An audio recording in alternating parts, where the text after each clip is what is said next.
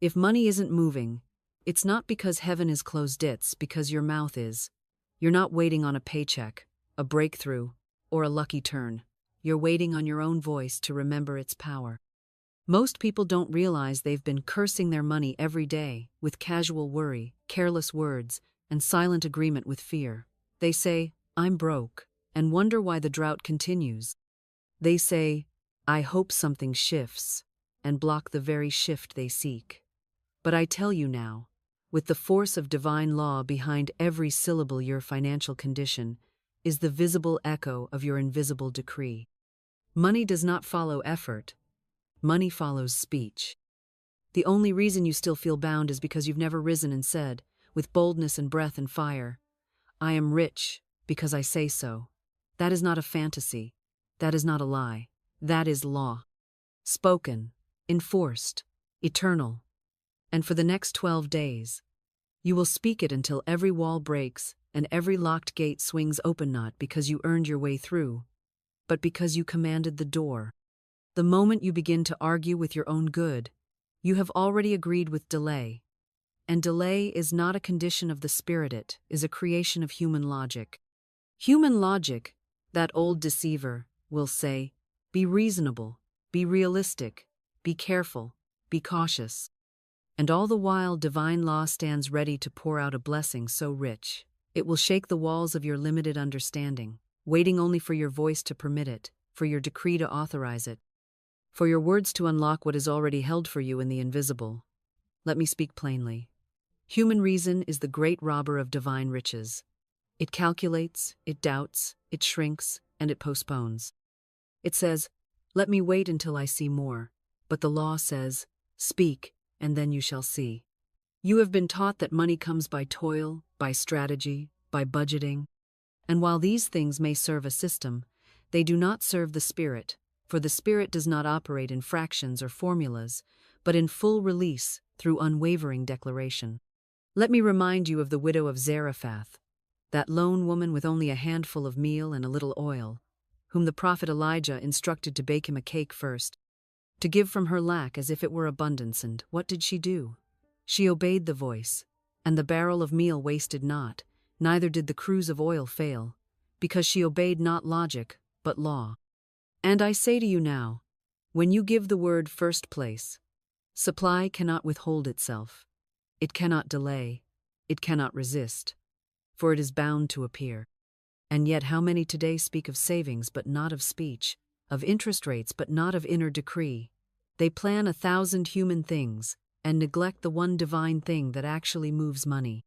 So I ask you, what would happen if, for 12 days, you silenced the logic that starves and opened your mouth in faith that feeds? What if every time fear said, "Hold on tight," you replied, "I release with joy, and I receive with grace"? What if instead of negotiating with your past, you announced your future aloud?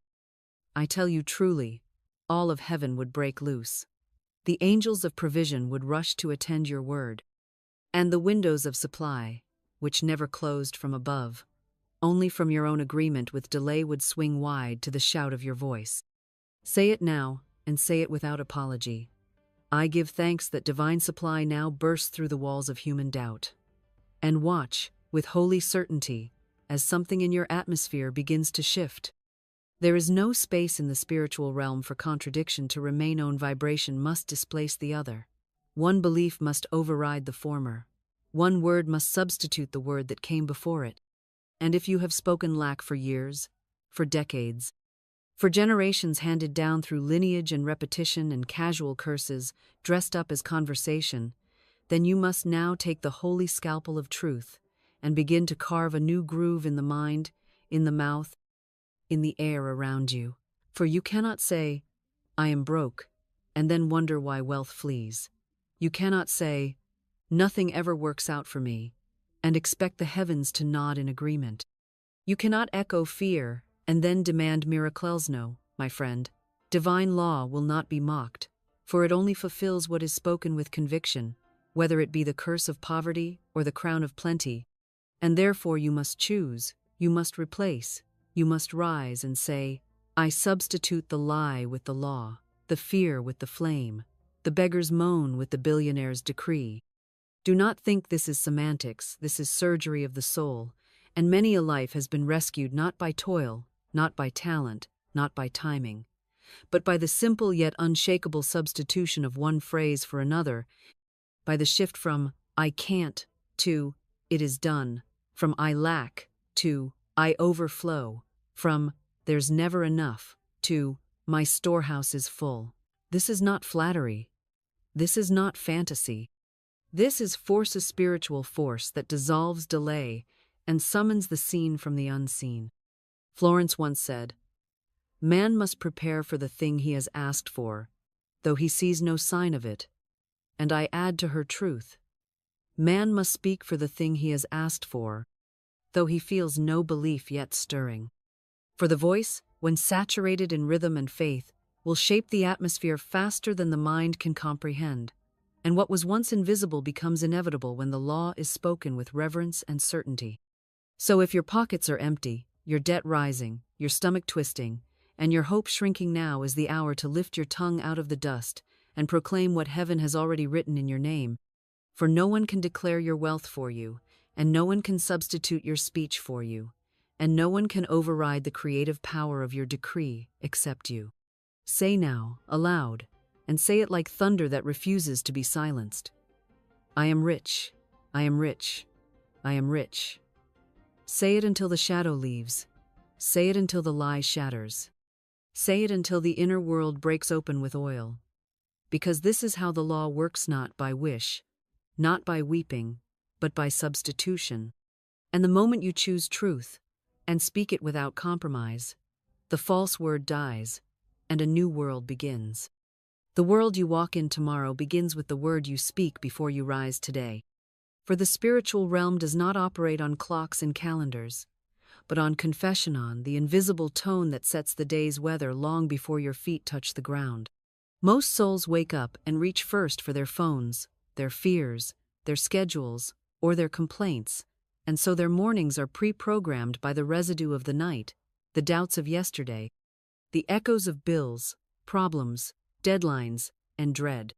But I tell you now by divine authority that your first word is your first wave, your first swing of the spiritual scepter, and if you do not seize the throne of your morning with a royal tongue, then the day will be hijacked by every wandering thought and every unguarded phrase, until you find yourself living not from spirit, but from circumstance.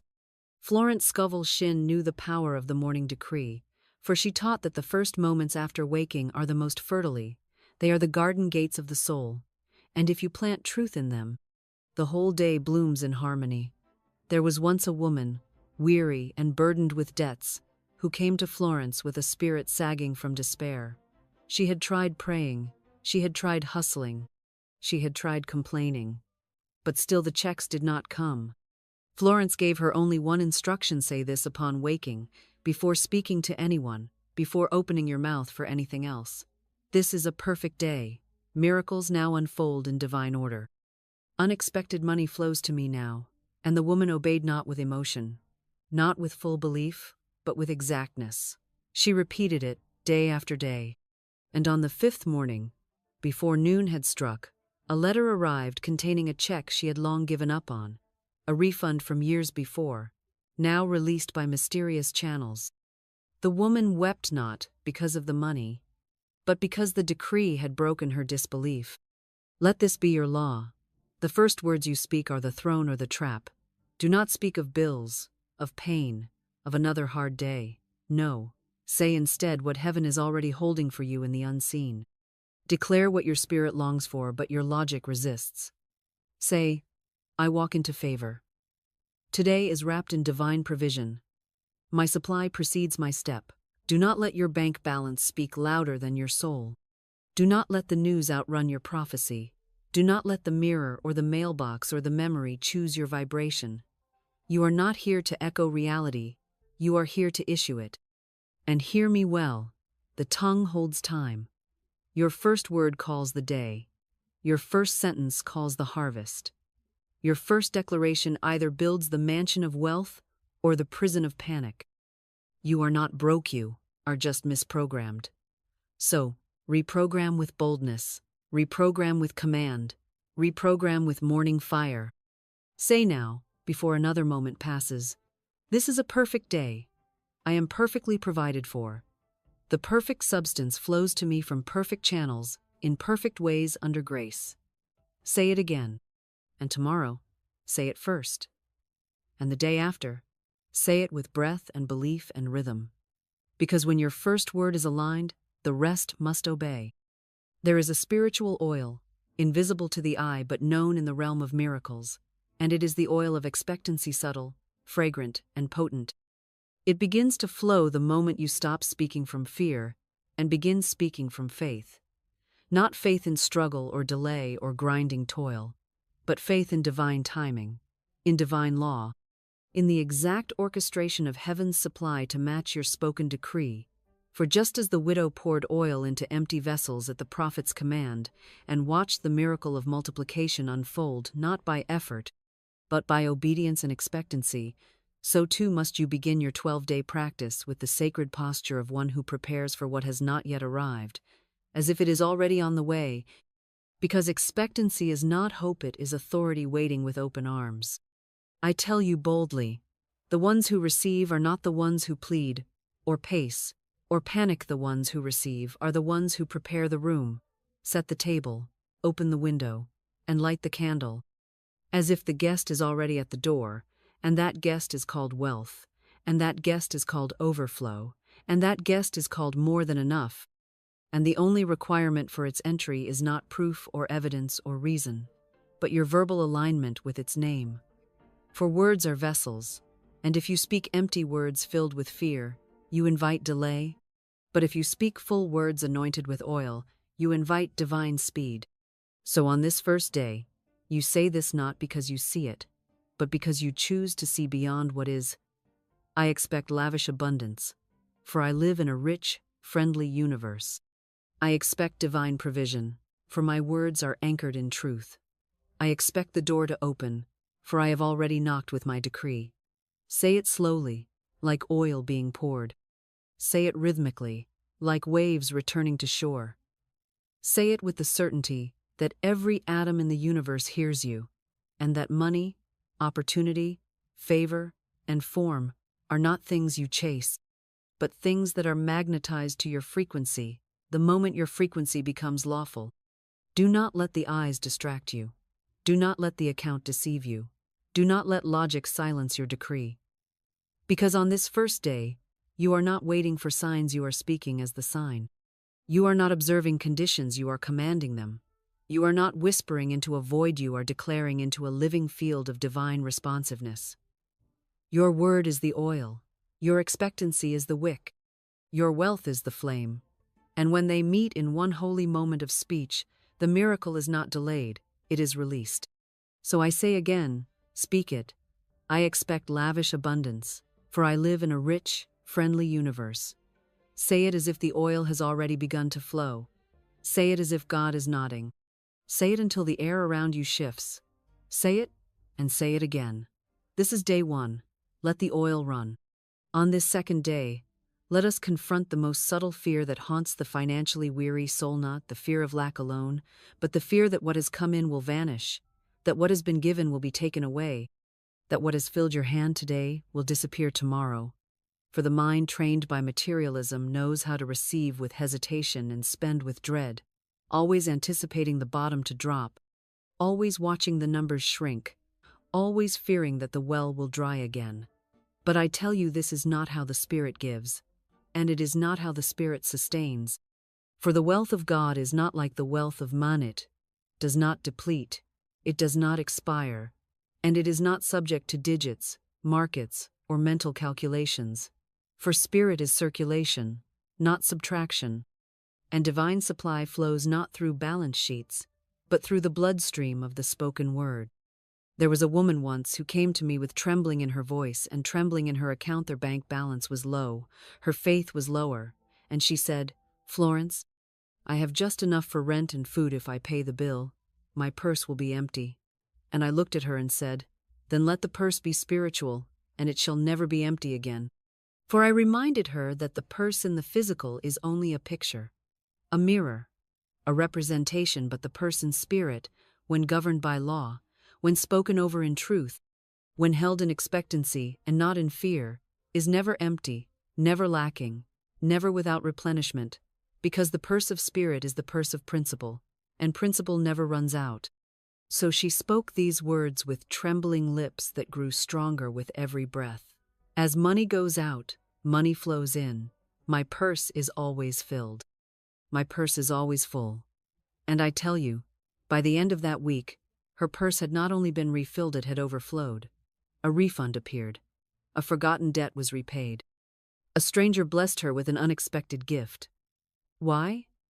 Because she stopped clutching a dying purse and began speaking to a living one. She stopped thinking about how little she had and started commanding the law of divine circulation to do what it always does: return multiplied, pressed down, shaken together, and running over. So today, on day 2, you will not beg the purse to last. You will bless the purse to expand. You will not stare at the ledger and weep. You will speak to the purse and declare. You will not say, I only have this much, but you will say, as money goes out, money flows in. My purse is always filled. My purse is always full. You will treat the act of spending not as a subtraction, but as a signal to the universe that you are ready for more, that you trust the divine economy, that you are no longer a slave to numbers but a speaker of law. And if fear arises, because it will if that shadow of panic whispers, what if it doesn't come back? You will answer not with logic, not with spreadsheets, but with this declaration: my purse is not paper. My purse is not leather. My purse is spirit. My purse is law. My purse is infinite. Say it until you believe it. Say it until the shadow flees. Say it until the purse sings. This is not fantasy, it is faith aligned with frequency, and frequency governs form. Today, you release the fear of the purse. Today, you step into the flow of the eternal. Today, you bless the outflow and welcome the inflow. Today, you speak like one whose purse can never run dry. Let the circulation begin. On this third day, we confront the memory of loss, the echo of theft, the phantom pain of something that felt stolen money, that vanished without explanation, opportunity that passed through your fingers like vapor, inheritance that never reached your hands, clients that disappeared, jobs that dissolved, years you call wasted, accounts that dried up, relationships that were tethered to finances and then torn apart, all of it folding into the story you carry, like a sack of invisible weight. I lose things, I lose people, I lose money, but I declare to you now, by the light of spiritual law and the fire of the spoken word, there is no loss in divine mind, for the infinite does not subtract, it multiplies, it does not forget, it restores, it does not take, it teaches. And everything that has ever seemed lost can be summoned again through the gates of alignment, through the portal of speech, through the mouth of one who knows their covenant with eternal supply has never been broken. I once spoke with a man whose business had collapsed. He used the words ruined, destroyed, lost everything, and I listened not to his despair but to the spell he was speaking, the enchantment he was weaving with every syllable that reinforced lack, reinforced grief, reinforced finality. And I said, do you know what you're doing? You're not just remembering your loss, you're preserving it. You're embalming it with your voice. And I handed him this declaration like a sword forged in spiritual flame. I deny loss. Nothing can be taken from me that belongs to me by divine right.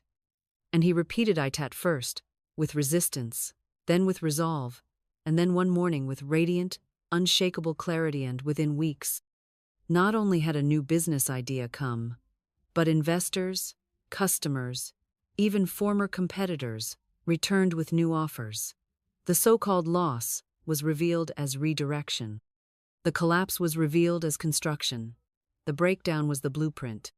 So today, your assignment is not to explain your losses, not to tally them like wounds, not to tell the world how you've been wronged. Your assignment is to deny them as final reality, to renounce the illusion that anything that was truly yours could have ever escaped your orbit. For what is yours by spiritual law cannot be stolen, cannot be dissolved, cannot be held from you by delay. deception, or denial. What is yours eternally, but it responds only to speech that matches its frequency, and that frequency is faith. You will speak this today, and you will speak it not to impress God, for God is not withholding, but to impress your subconscious, which has been carved by repetition of lack. I deny loss. I deny separation. I deny ruin. I affirm the full restoration of every dollar, every opportunity, every open door that is mine by divine right. I am not trying to get it back. I am commanding it into view. You will walk your home declaring restoration. You will look at old bank statements not to mourn them but to reverse them. You will open your mouth in the place where you once wept and say, "Nothing is missing, nothing is lost. I now reclaim it all through spiritual authority." And if the feeling of grief clings to your heart, if your chest tightens with the memory of something that once was, you do not suppress it, you speak over it, speak through it. Speak until the vibration of your voice melts the false belief that anything real can ever leave you. For spirit holds no lack, and in spirit, your good is not behind you, it is beside you waiting to be called. Call it now. Speak it now. Deny the lie of loss, and you will see the floodgates of divine compensation swing wide. This is the law. This is the promise. This is day 3. Let the restoration begin.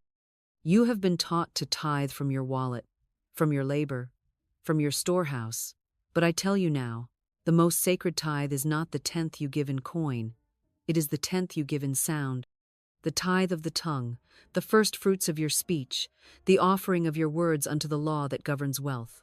For there is a giving of money that springs from fear, but the giving of praise is pure, untainted by calculation, untouched by control. It is the most spiritual currency you own, and it multiplies faster than gold because it bypasses appearance and speaks directly to the throne room of substance. Before you open your email, before you check your account, before you utter your first need, I charge you by the law of divine increase. Let your tongue tithe. Let your mouth send an offering to the invisible. Let the first sound from your lips be not worry or request, but a resounding thank you that echoes like thunder in the halls of divine release. You see, most people speak their pain in the morning. They rise and rehearse yesterday's limitations. They greet the dawn with dread, and then they wonder why the day withholds its favor. But I tell you the truth, every hour you enter was already shaped by what you said at sunrise.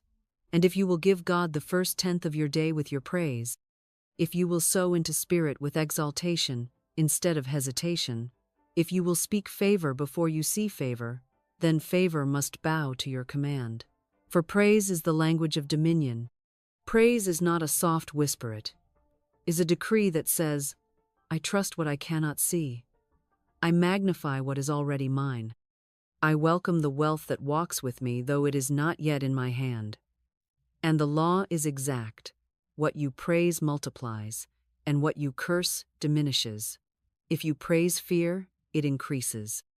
If you praise lack, it lingers. But if you praise supply, if you exalt provision, if you speak well of the divine economy before it manifests in your pockets, then your pockets must respond, because the tongue holds the key to the treasury. So today, your practice is sacred and simple. Speak 10 praises before you speak 1 petition. Before you ask, adore. Before you plead, proclaim. Say aloud, I praise the riches of heaven now pouring through my channels. I give thanks that supply is eternal and customized for me. I magnify the wealth of the Spirit that never runs dry. I rejoice in the divine law that funds me in full.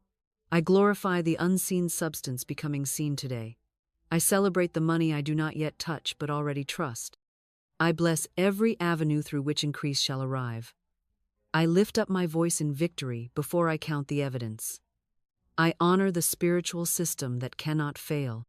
I delight in the overflow that has already been decreed. And then, when your heart is full and your tongue is tuned to truth, speak what you need and watch how it comes, not with striving, but with speed.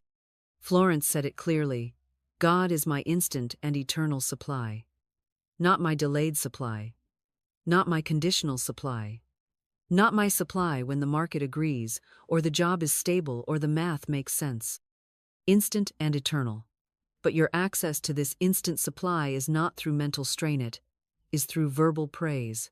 So lift your tithe now, not from your bank but from your spirit. Pay God in gratitude. Pay truth in thanksgiving. Pay the law with your joy. And you will see what no effort could purchase, what no strategy could unlock, what no spreadsheet could calculate: divine, multiplied, irreversible increase. Speak your tithe, and you will never be broke again. Speak your tithe, and the windows of heaven will swing open before your next sentence ends.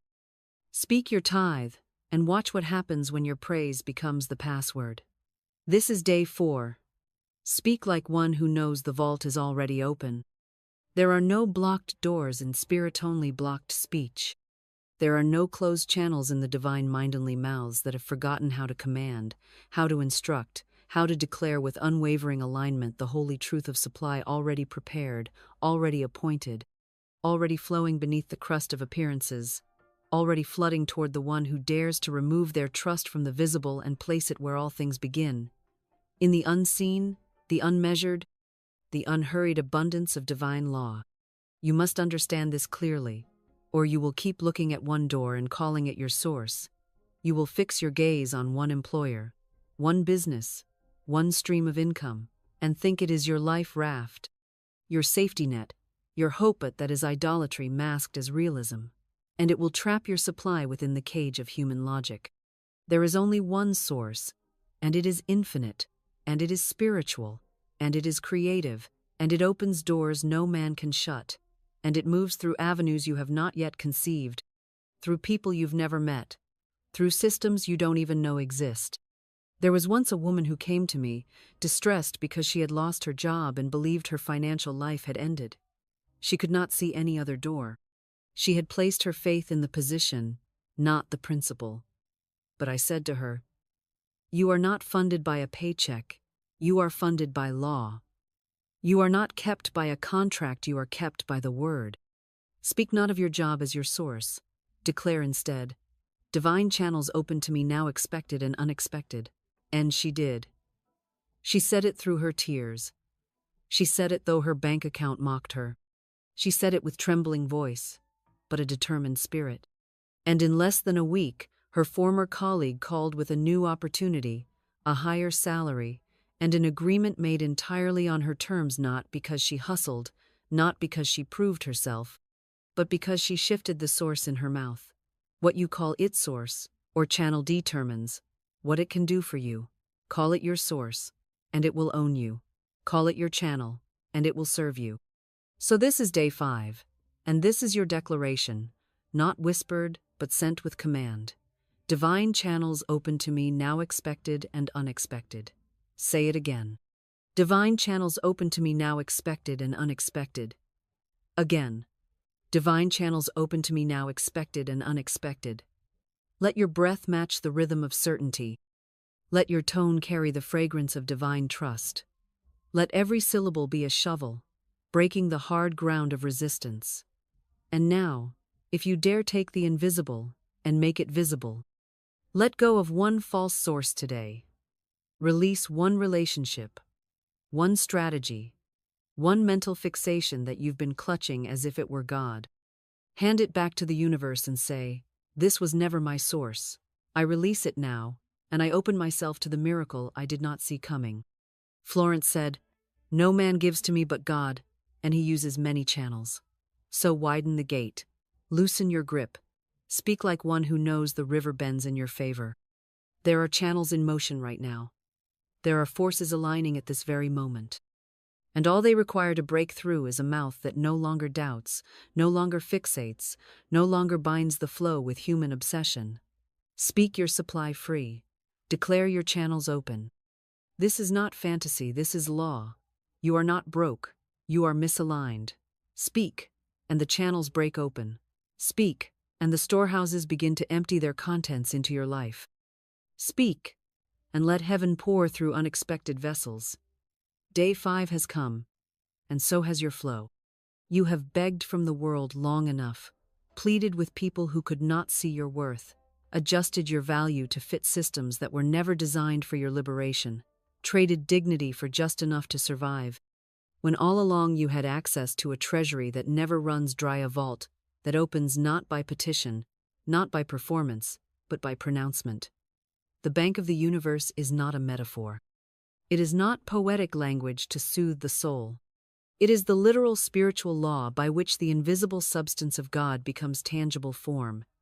And it is governed not by time, not by economy, not by labor, but by the tongue of the one who knows their name, their inheritance, and their authority in Christ.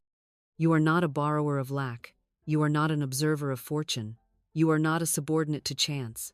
You are a divine account holder, a rightful heir of eternal supply. And it is time you learn to make your withdrawal with spiritual boldness, not financial fear. There was a woman who needed $2,000 by the end of the week. The facts said it was impossible. Her business had gone quiet. Her clients had fallen away. Her bank account was silent. And yet, her soul was loud with truth. She did not ask. She did not weep. She did not wring her hands. She stood still. She aligned. And she spoke the words that opened the treasury. I make my withdrawal from the Universal Bank now. Not tomorrow. Not when it feels more believable. Now. She said it again and again, not as a mantra but as a spiritual command, not as a wish but as a witness of divine law in motion. And in the days that followed, a client from a year before reached out with a deposit. A debt she had forgotten was repaid.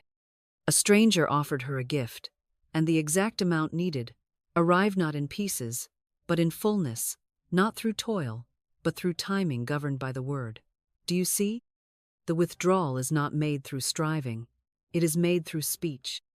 So on day 6, I ask you, what are you withdrawing? What are you declaring into form? What is the figure, the provision, the opportunity, the opening you are now ready to receive, not by logic, but by law? Say it aloud.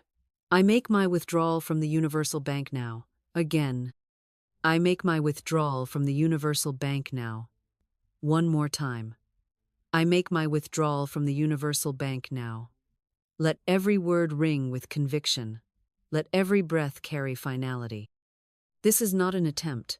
This is a transaction. And to seal it, take out a piece of paper, yes. Know and write down what you are withdrawing. Write the amount.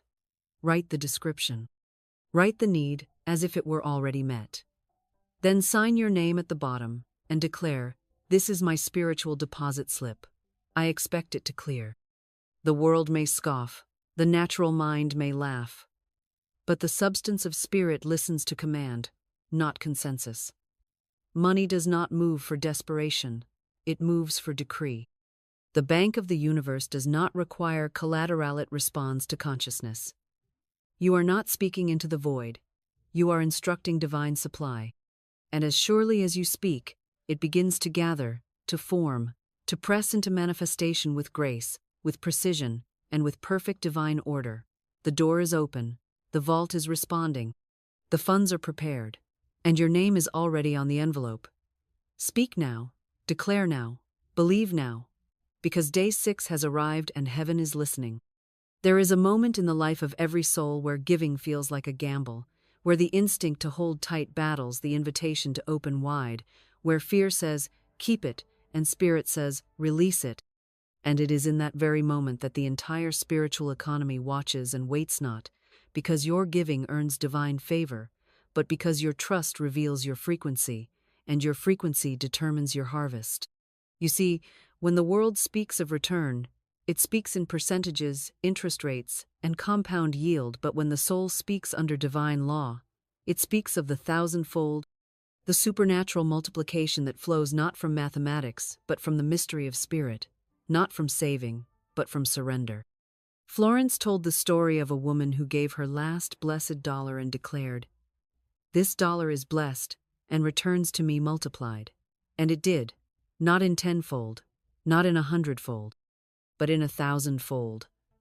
$1, spoken over with truth, returned as 1,000, not because of logic, but because of law. And now, Here you are standing at the threshold of your own multiplication, looking at what little you have, wondering if it's too small to matter, too late to multiply, too far from the need you face. But I tell you now, your harvest does not respond to amount, responds to alignment. It responds to speech. It responds to blessing. Do not curse the small in your hand. Do not mock the size of your seed. Bless it. Speak over it. Declare its return. Take $1 or one coin, or one man say aloud, "This is the seed of divine multiplication.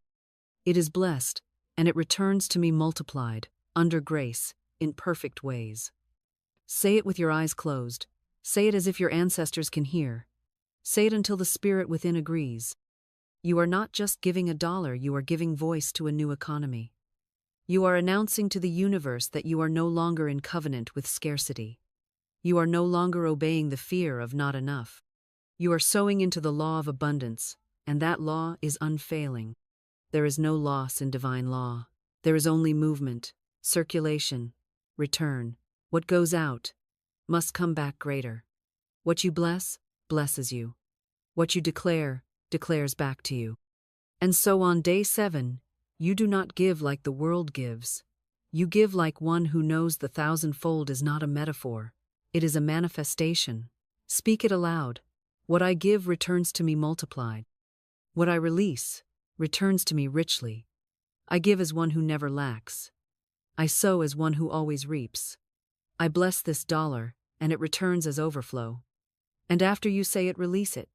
Give it. Don't look for applause. Don't explain yourself.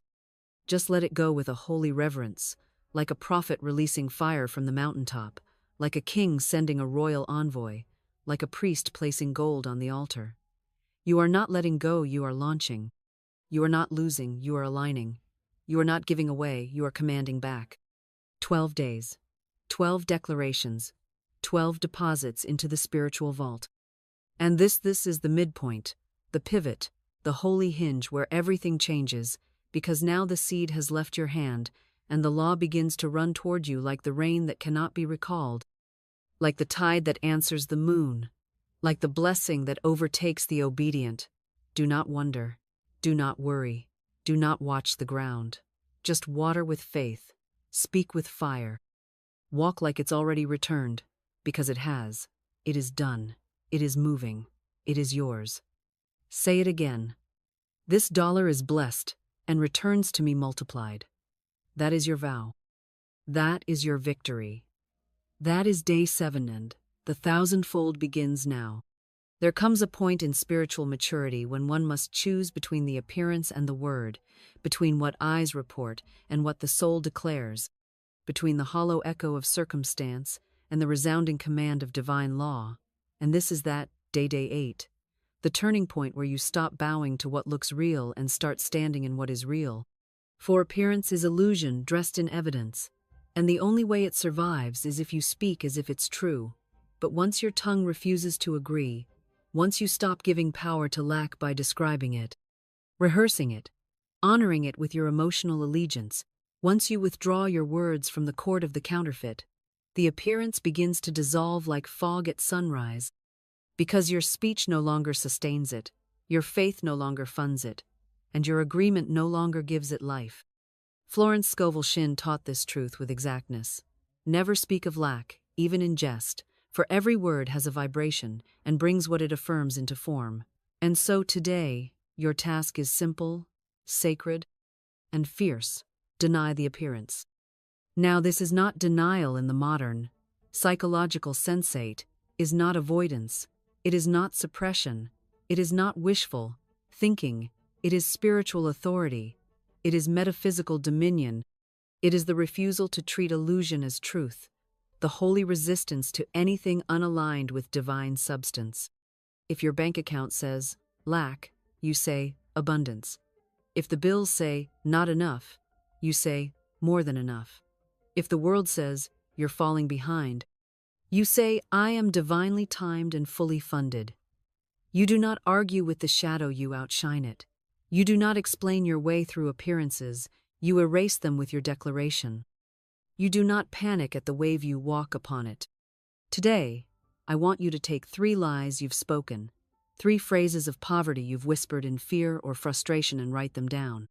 Perhaps you've said, "I'll never get ahead," or "Money always runs out," or "No matter how hard I try, it's never enough." Write them, look at them, and then say this aloud: "These words are dead to me. They have no life, no law, no legacy. I revoke them in the name of divine truth." Then burn them, tear them, bury them, flush them. Erase them with action, not just intention. For today you are not just shifting your speech, you are severing your allegiance to the appearance. You are divorcing the old economy and entering the kingdom of supply. And once you've broken the contract with falsehood, speak this declaration with holy defiance, with rhythm in your chest and command in your tongue. I walk in unseen abundance, therefore I laugh at appearances. My eyes do not define my wealth. My spirit does. My truth does. My decree does. What I see today is temporary, but what I speak is eternal, and what I speak must come to pass. Say it again. Say it slow. Say it with your spine straight and your jaw unclenched, because the lie only lived because you kept feeding it with fear. But now you speak like one who knows their authority. Now you speak like one who does not flinch at temporary facts. Now you speak like one who stands in truth regardless of evidence. And the universe responds not to your worry, but to your word. This is day 8. The day you deny the illusion. The day you break the spell of what seems real and enter the frequency of what is real.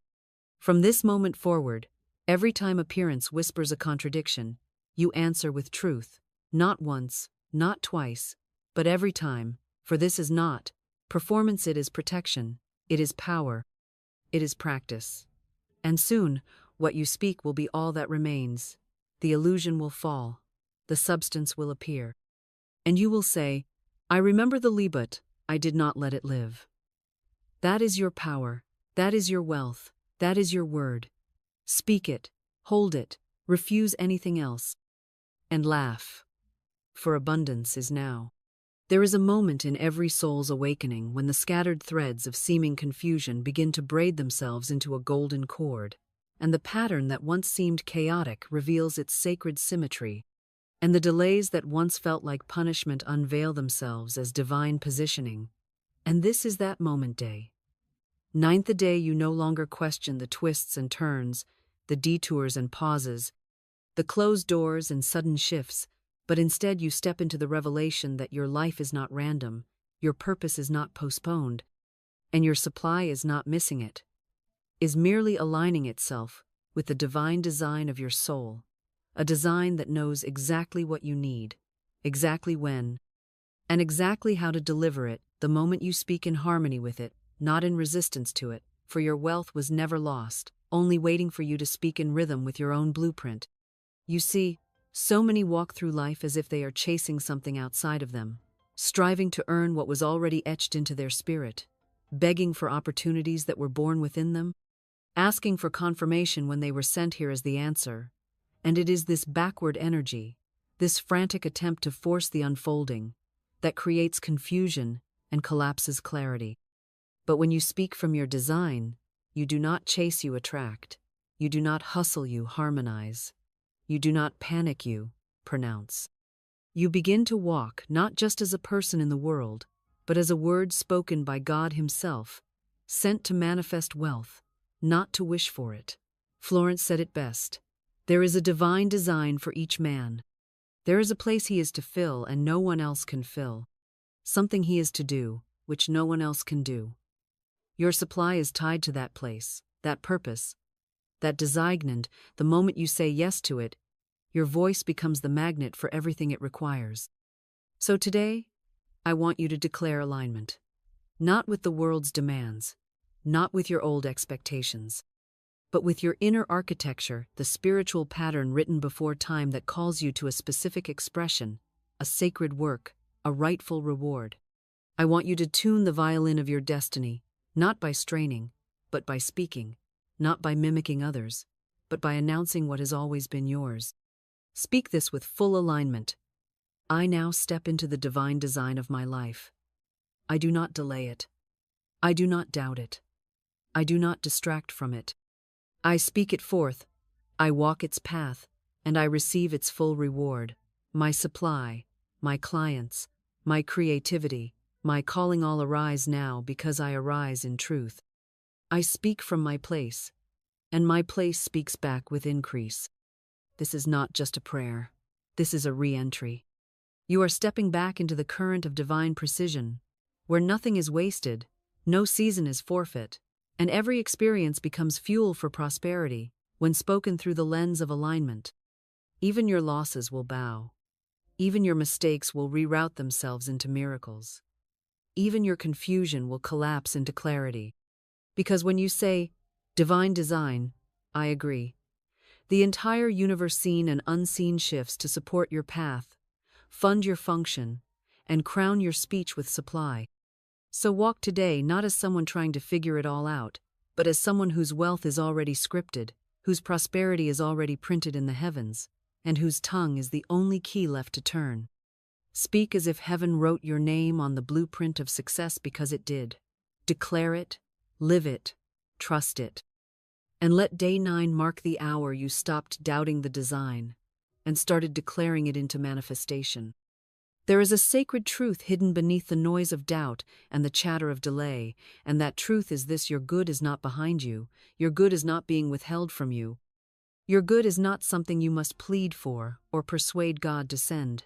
Your good has always been ahead of you, waiting patiently for your voice to catch up with your divine identity, for your speech to match the inheritance that was written in your name before you even formed words, for your vibration to rise high enough to see the blessings already walking toward you at full speed. And when you truly understand this, you stop panicking, you stop grasping, you stop trying to force the doors open, and instead, you become a revealer, a speaker, a declarer who says with holy boldness and perfect faith, my good is already on its way to me, and I am now walking fast enough to meet it. So many spend their days begging for breakthroughs, begging for bills to be paid, begging for peace to descend. But begging is the language of delay, the vocabulary of disempowerment. And as long as your mouth repeats the mantra of lack, your feet will stay slow, your heart will stay heavy, and your miracles will feel like mirages in the distance. But oh, the moment you shift your tongue, the moment you begin to speak not as one abandoned, but as one appointed, not as one searching, but as one already spoken for, not as one lost, but as one aligned, that is the moment your reality bends to the truth you've finally dared to declare. That is the moment the energy of all your delayed blessings rushes forward to meet you. That is the moment when divine compensation overtakes you like a tide too strong to resist, and suddenly what once seemed impossible is standing before you, dressed in the form of favor, clothed in the fabric of abundance, marked with your name in heaven's ink. So let me tell you this: your good is not confused. It is not trapped. It is not being kept from you by the stars or the system or some secret karmate. Is simply on its own divine track, following the path carved by your own declarations, and it has been marching toward you since the moment you said yes to truth, since the moment your heart believed for better, since the moment your voice first trembled with the phrase, I am rich in divine substance. And today, on day 10, you stop walking like someone trying to get lucky, and you start speaking like someone catching up to their own prophecy. There was once a woman, Florence tells us, who had lost everything: her home, her money, her family's trust, and she was living out of borrowed rooms and bruised dreams, until one day, in the quiet of her brokenness, she declared, I do not chase what is minute chases me. My good is appointed. I now move in step with the supply that knows my name. And that very week, she was nudged by nothing more than a divine whisper to walk into a hotel lobby. She had no business entering. To sit on a couch she could not afford to stay near. And while there, she was spotted by an old friend who offered her a room, a job, and a fresh beginning, all because her faith outran her fear, her speech outshouted her circumstance, and her yes met its mirror in the form of supernatural supply. So today, I want you to say this not as poetry, not as metaphor, not as empty hope, but as covenant, as command. as holy reminder that you were never abandoned, only momentarily slowed by false speech. My good rushes toward me, and I am wide awake to receive it. Every step I take is in sync with divine supply. I do not miss. I do not doubt. I do not delay. I arrive because I declare. Say it in the morning. Say it before sleep. Say it while you walk, while you dress, while you move through the routines of daily life, and as you do, your speech will speed up your timeline, your words will call in what your hands couldn't grasp, and your life will begin to look like the kingdom you've been speaking all along. This is the power of day 10. The realization that what's meant for you has been running ahead of you, clearing the path, preparing the table, and all you had to do was speak fast enough to catch it. Let your tongue catch up to your future. Let your voice run ahead of your doubt.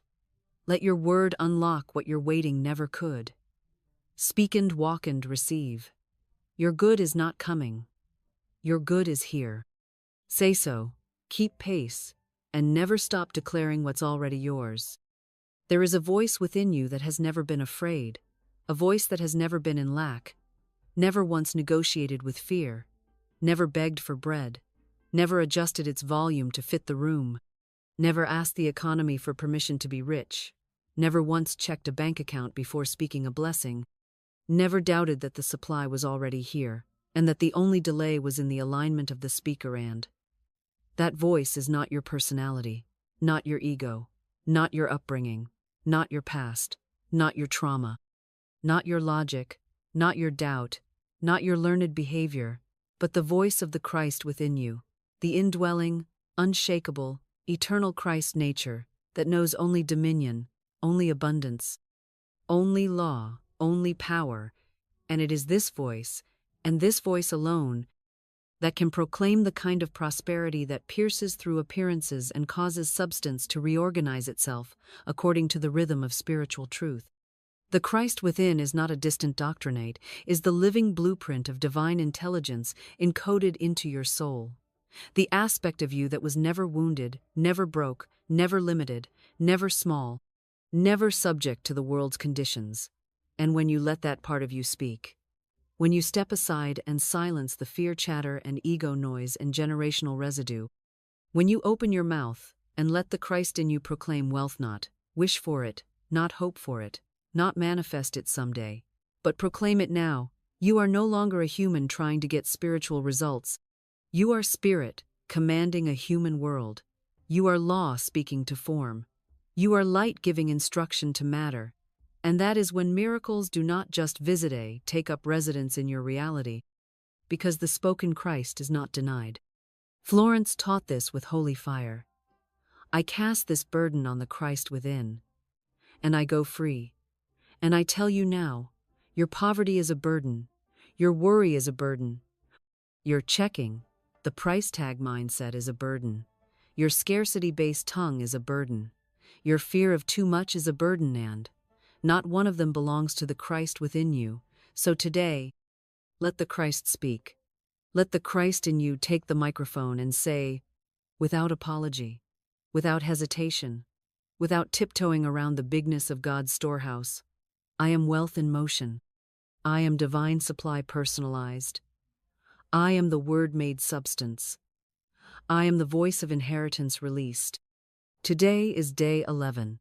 And you must speak as one who is not merely reciting affirmations, but embodying the divine authority that sent those affirmations into the earth in the first place.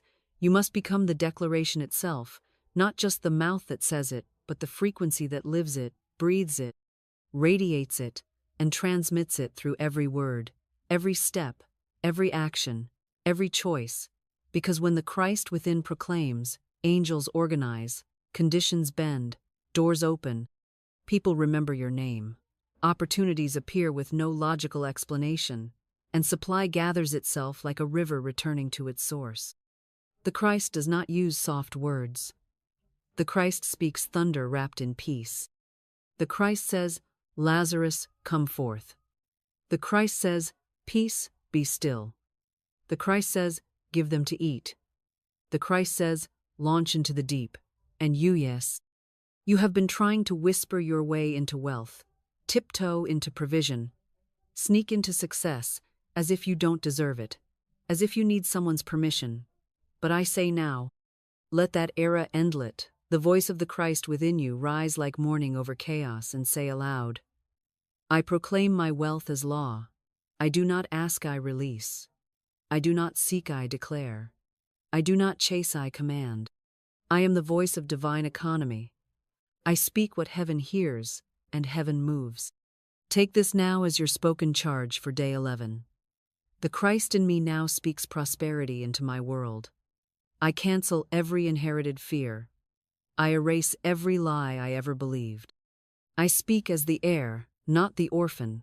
I declare, I am wealth, and wealth is my word made visible.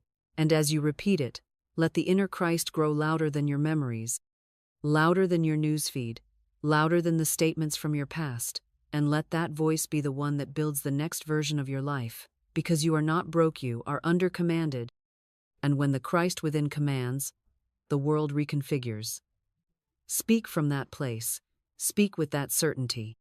Speak until every room, every need, every dollar, every contract, every opportunity bows to the voice that cannot be denied, the voice of the Christ within you. On this 12th day, this final day of your spoken covenant, this sacred close of the vow you made to stop entertaining lack with your mouth, to stop dating delay with your declarations, to stop renting your tongue to fear and confusion and cultural programming that exalts hustle and self-doubt and economic fear, as Godson this final day, you must say what you could not say on the first. You must proclaim what the old self could not utter.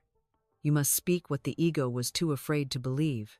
You must now dare to say the sentence that ends all begging and severs you from every memory of financial trauma, every generational spell of lack, every identity that ever called itself less than, every version of you that was still waiting, wondering, tiptoeing, apologizing, hoping, half believing. You must speak as the one who has already crossed over, the one who now holds the keys to the treasury, the one who no longer petitions supply but possesses it. You say, I am wealth, not because you see it yet in full, not because the numbers in the account shout it back to you, not because the world has crowned you with coins, but because you have remembered that wealth is not something you earn, it is something you allow, and you have remembered that the Spirit never called you poor, never called you broke, never called you unstable, never defined you by what was missing, never measured you by your bills or your history or your current conditions. The Spirit called you radiant. The Spirit called you heir. The Spirit called you the beloved custodian of divine substance. And now you say, with trembling power and unshakable fire in your bones, I am wealth. Not, I have it, for even the wicked have it. Not, I chase it, for even fools pursue it. But, I am it, for only the awakened soul knows this truth. I am radiant with supply. I am the manifest mind of divine abundance. I am the living frequency of spiritual provision. I am the echo of Eden made visible. I am the word made rich. And you must not just say this once, you must let it settle, let it swell, let it echo through every cell, every timeline, every past version of you that never felt like enough, never had the words, never knew what power lived in their own voice. Let it speak to the child who watched scarcity steal the joy of their parents. Let it speak to the teenager who made internal vows about money that blocked their flow for years. Let it speak to the adult who turned down dreams because they thought lack had the final word. Let it speak to every place in you that has been silent and give it new speech. You are not the same person who began this journey 12 days ago. The you who started was still negotiating with fear, still wondering if the word could really work, still rehearsing the reasons why maybe it worked for others, but might skip you. But the you who now stands at the 12th gate has learned to wield the tongue like a scepter, has learned to cast down false visions of insufficiency, has learned to sow declarations into the invisible until the invisible bows, has learned to speak when nothing looks ready, and speak until everything obeys, has learned that the word of truth does not ask appearances for permission, it commands appearances to transform. So today, on this final day, let the entire universe hear you say it with no hesitation, no apology, no timid inflection. I am wealth. I am the rhythm of divine prosperity made visible. I am the voice of money's master. I am the word of spiritual substance, clothed in form. And let heaven record your tone. Let the angels mark your name. Let every unclean belief that ever touched your mouth flee. Let every delay that stood between you and your good evaporate in the presence of this unarguable truth. You are no longer trying to become rich, you are returning to your origin. You are no longer asking for increase, you are commanding it by name. You are no longer giving the power to the world, you have taken it back into your own mouth. Today, the cycle is broken. Today, the covenant is sealed. Today, you no longer tolerate lack, not as a thought, not as a feeling, and certainly not as a sentence. For today, your word is wealth. Your tongue is a treasury. Your speech is supply. Your identity is I am. And I tell you now, if you continue to speak from this place, you will never be broke again, not because of luck, not because of chance, not because of who you know, but because of who you finally remembered yourself to be. Speak, speak again, speak always, and do not stop. There is a law as real as gravity and as binding as time itself. A spiritual law that governs the moment after the decree, the sacred silence that follows the spoken word, the holy resting place of faith, and that law is this. Once you have spoken your seed, you must not dig it up. You must not question it. You must not poke at it. You must not speak against it. You must not interrupt its growth with frantic analysis or emotional forecasting, because the word of truth, once sown, is a living seed, and that seed contains within itself the entire future you long to enter, the harvest of increase, the flow of divine supply, the sudden phone call, the unexpected deposit, the contract delivered at midnight, the reversal of debt, the full funding of your dreams, the calm presence of enough. And, just as no farmer goes back into the soil to tug at the roots of a planted crop, so must you refuse to disturb what you have decreed. Do not undo with doubt what you built with declaration. Do not whisper worry after you've shouted faith. Do not ask your bank account if your word is working. Do not call a friend to describe the appearance when you have already spoken the law. Do not give a second sermon to your fear after you've preached a first one to your future. Let the word rest. Let it work. Let it become flesh. Let it organize heaven and earth on your behalf, even if it takes 12 hours or 12 days or 12 dimensions you've never heard of, because your job is not to manage the mystery. Your job is to hold your tone. Your job is to protect the atmosphere you just created. Your job is to let silence do the heavy lifting of faith. Florence said it clearly. Do not dig up in doubt what you planted in faith. Yet I tell you, every time you say, I hope it works, or I wonder what I'll do if it doesn't, or I just don't see how it could happen, you take your spiritual shovel and you dig up the very seed that was already sprouting in the invisible. You delay your harvest not because the seed is weak, but because the speaker becomes double-minded. A double-minded man is unstable in all his ways. He will not receive. Not because God withholds, but because the vibration is scattered. You cannot bless and curse the same sentence and expect it to bloom. You cannot speak, I am wealth, and then rehearse how broke you feel. You cannot declare, large sums of money come to me under grace in perfect ways, and then get on the phone and say, I don't know how I'm going to make rent. You cannot write the check in faith and then lose sleep over the return. These contradictions are not small, they are spiritual sabotage. They tear holes in your field. They interrupt the rhythm. They disorient the angels.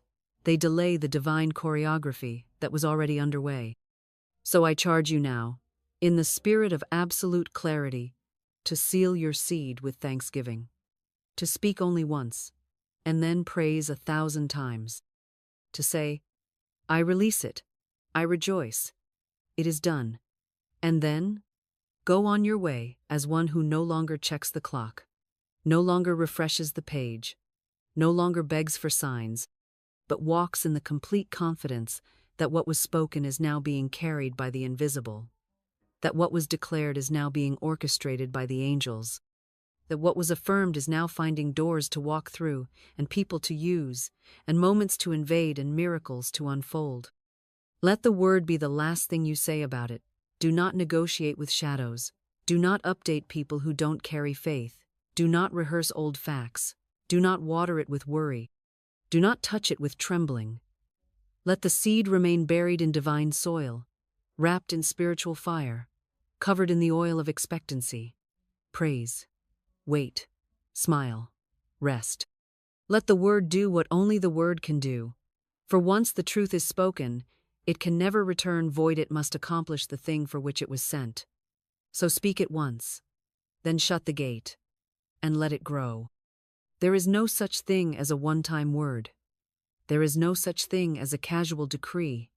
There is no such thing as a spiritual life built on occasional affirmation. The law is rhythm. The power is in repetition. The secret is in sustained vibration.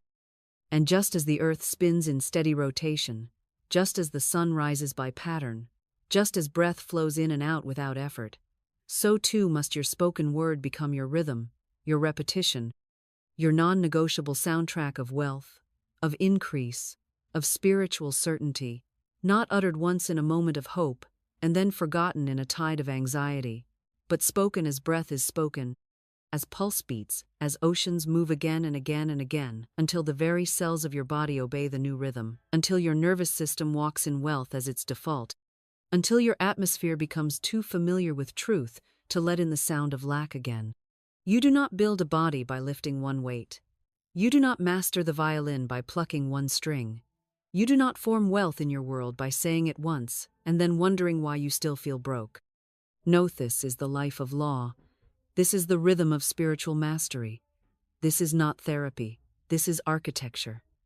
And your words are bricks. Every declaration is a placement. Every repetition is reinforcement. Every morning you wake and say, I am wealth. I am divine supply in motion. I am a voice that opens vaults.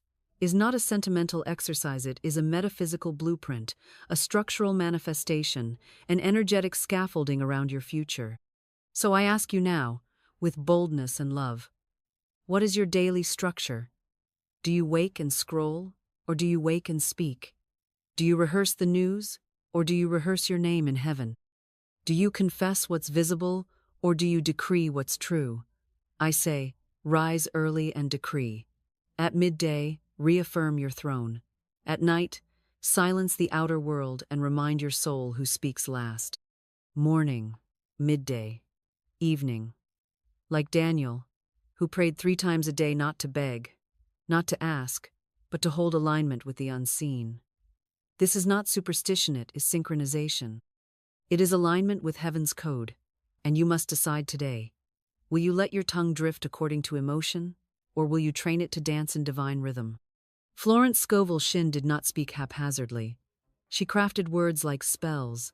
She wrote affirmations as incantations of faith, as anchors of vibration, as carriers of wealth in seed form. And she repeated them again and again and again, until reality had no choice but to mirror the rhythm of her word.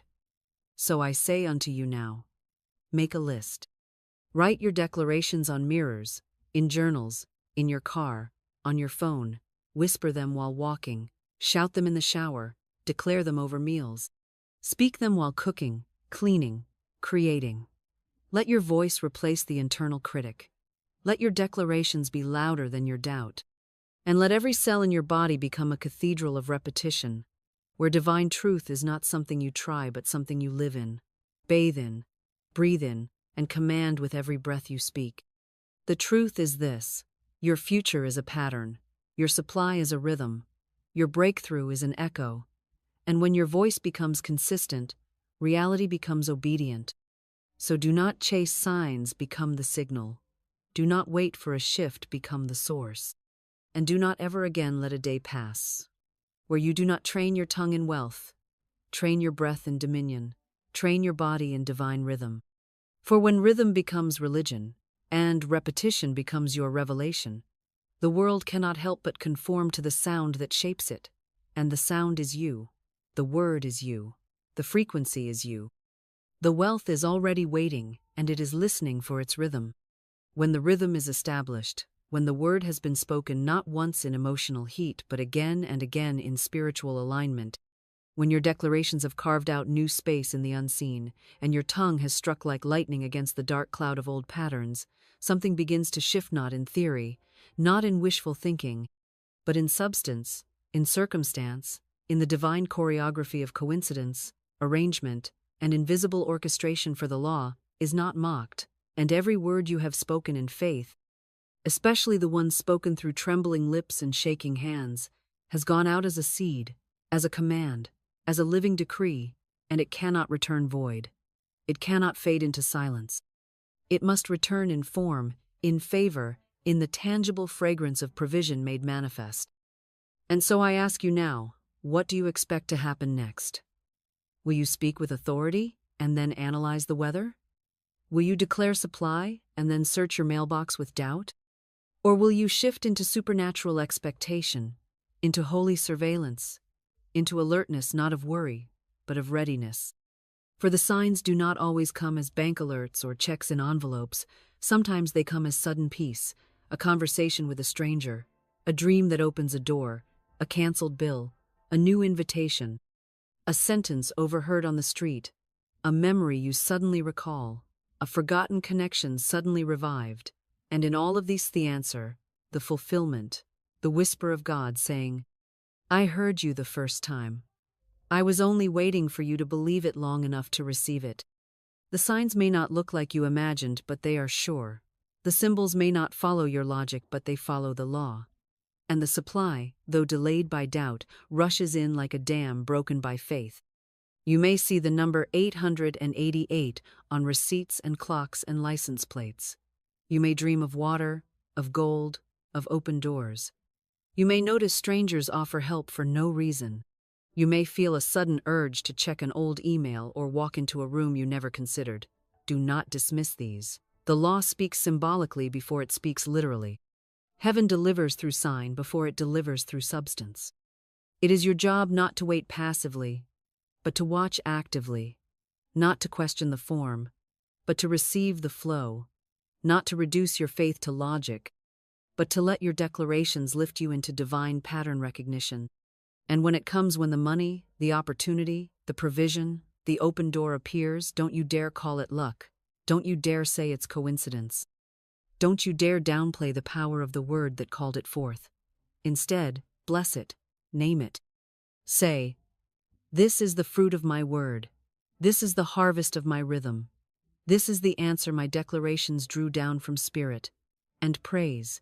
Praise before the deposit. Praise after the transfer. Praise when the check is mailed. Praise when the client calls. Praise when the deal closes. Praise when the refund arrives. Praise when the refund is delayed, because you know another channel is opening. For praise is the posture of permanent receivership. Let this be the rule of your life from this day forward. I do not watch the world to know what's possible, I watch the word. I do not monitor conditions to measure my wealth. I measure my speech. I do not panic when things look still. I prepare when spirit says move. And most of all, I never stop speaking as one who is already supplied. For the signs will follow. The symbols will unfold. And supernatural supply will do what it always does. Obey the voice that speaks in rhythm, in truth, and in unwavering dominion. You must understand that the law is no respecter of persons. It does not respond to desperation, to effort, to drama, or even to good intentions. It responds only to alignment.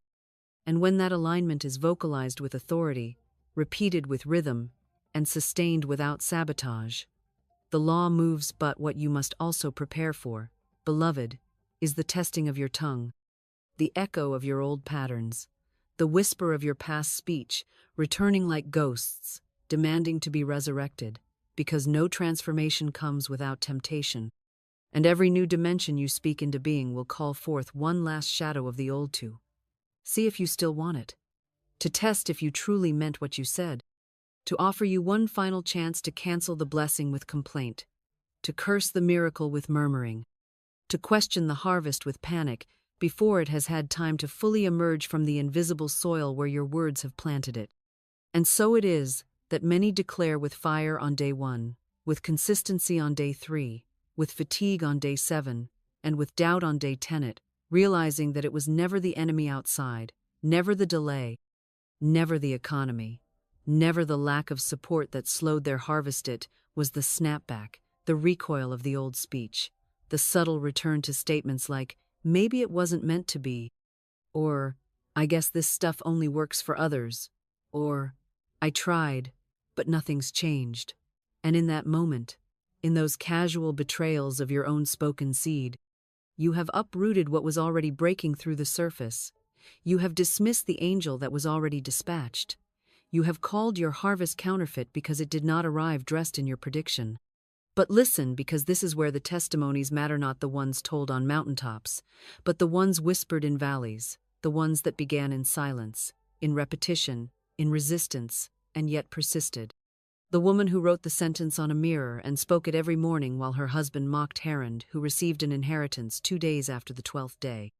The man who declared divine supply while sleeping on a friend's couch, who resisted the temptation to declare what he saw, and instead clung to what he knew, and who was hired by a company that hadn't even posted the job. The mother who tithed on faith, who wrote thank you notes for checks not yet received, who canceled fear with praise, and who watched medical bills vanish in ways no administrator could explain. And yes, there are those who did not see the harvest by day 12, not because the law failed, but because the old tongue was still present. They declared abundance in the morning and discussed scarcity at lunch. They said, I am rich aloud, but whispered, I hope this works, in thought. And the law, holy and impartial, obeyed both. This is not punishment, it is perfection. For your life will always agree with your dominant declaration, not your momentary affirmation. Your world is not shaped by the loudest word, it is shaped by the most repeated one. And if your faith is inconsistent, your harvest will be confused. If your declaration is bold but your doubt is rehearsed, you will cancel out the very thing you say you're calling in. So, I say again, return to your rhythm. When in doubt, speak. When weary, speak. When no evidence appears, speak. When everything seems frozen, speak. When the bills stack and the calls come, and the delay tempts you to spiral, speak. For every testimony that arrives by miracle has one common thread.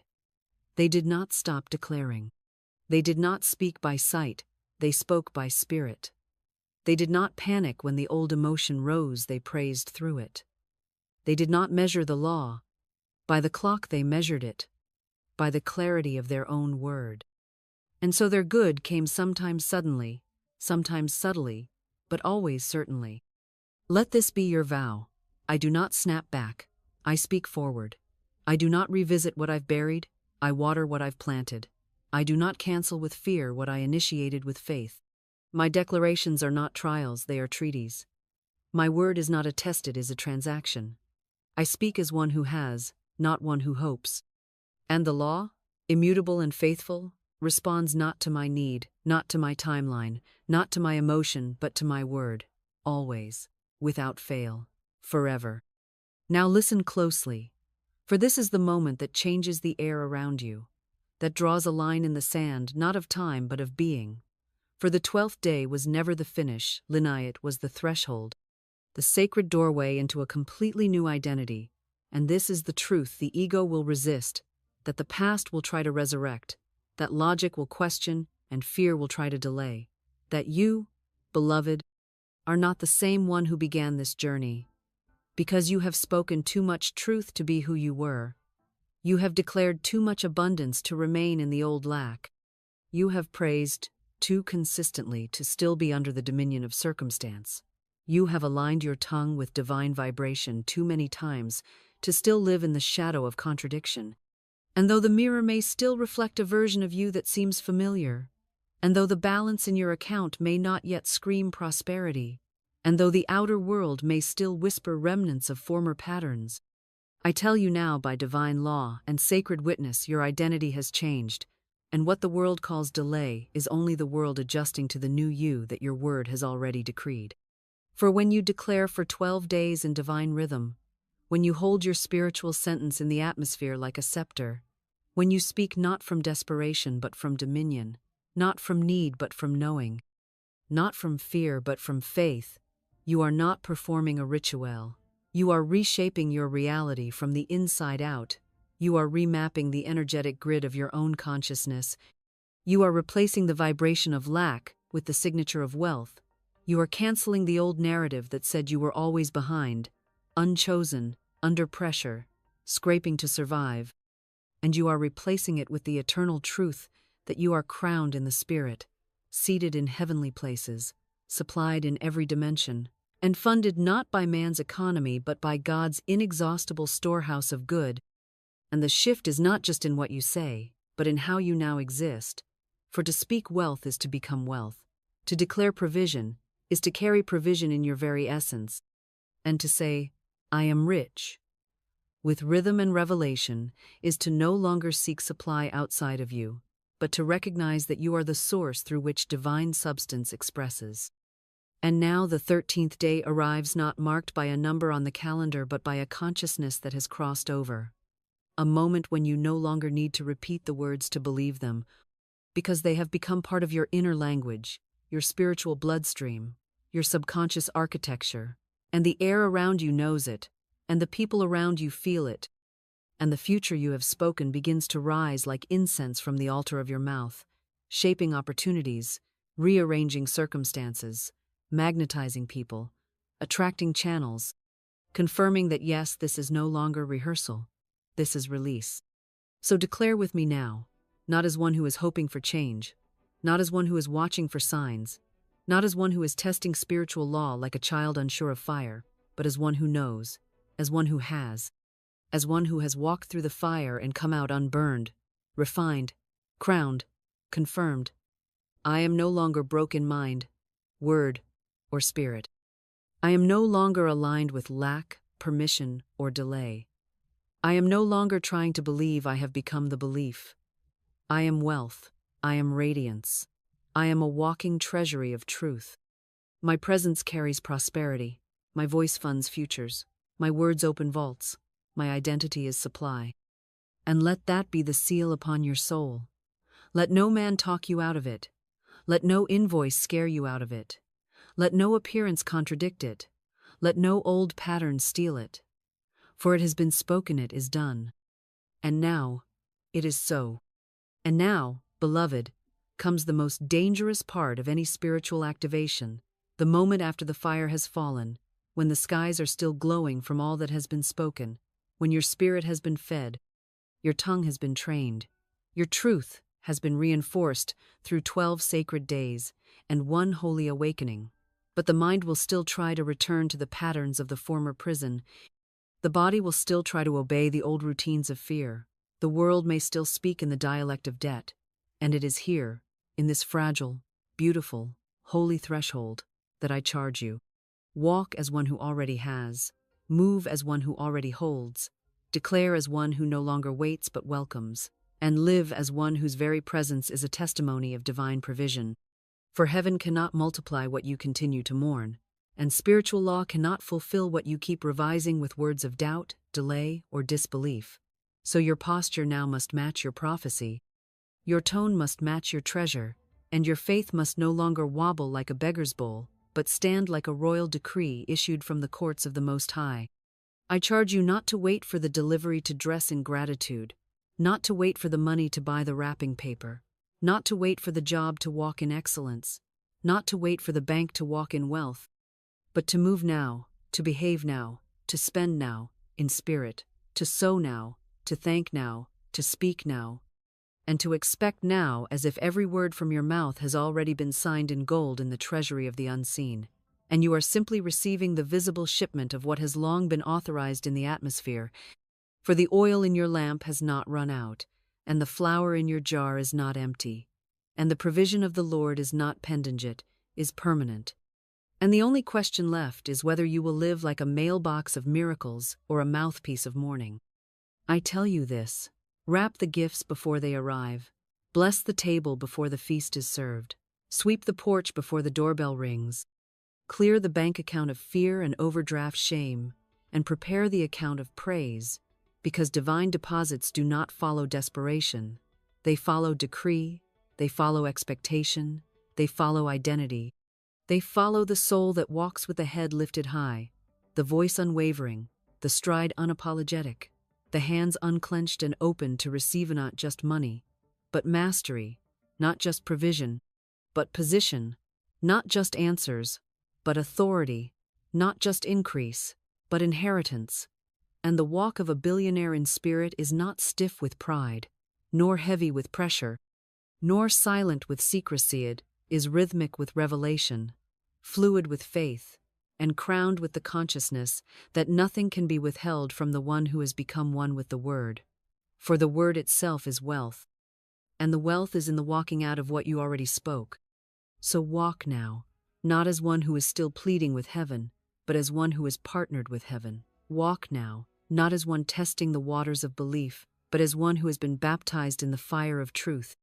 Walk now, not as a beggar rehearsing requests, but as a speaker of substance who understands that once the word is given, once the law is spoken, once the decree is made, once the sentence has flown, once the voice has pierced, the veil, there is nothing left to prove, nothing left to wait for, and nothing left to fear.